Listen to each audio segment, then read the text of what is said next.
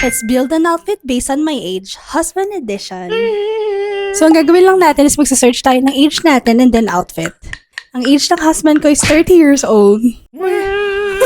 Ito yung lumabas sa search bar. Gag.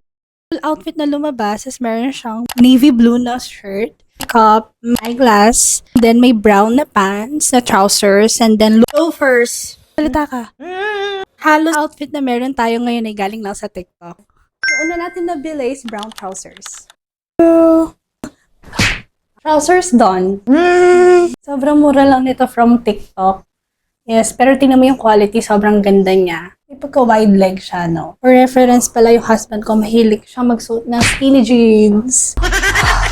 Natin nakuha from TikTok is to sweatshirt based din sa outfit. Lumabas is naka-sweatshirt siya. Pero wala kasi akong nakitang yung sweatshirt. So, yung nakuha ko, yung meron siyang zipper dito. It's color navy blue.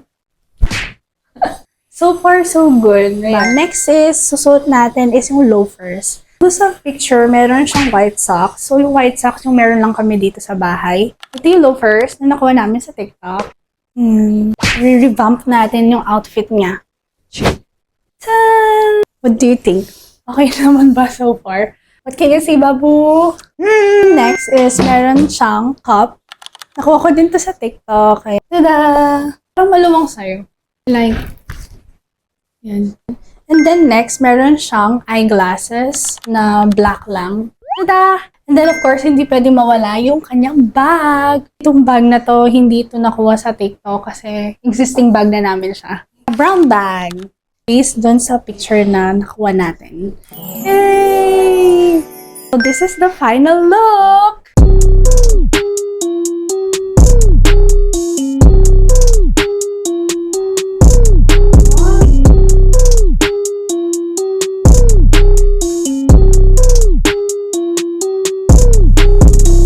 Do you like your outfit?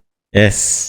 Sobrang shine ng husband ko, no? Grabe. Parang in person, so far, so good naman siya. What do you think, guys? Maganda ba yung binigay na outfit ni TikTok based sa age ng husband ko?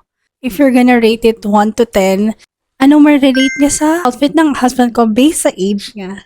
Comment kung anong dapat pang i-improve sa kanya. Bye!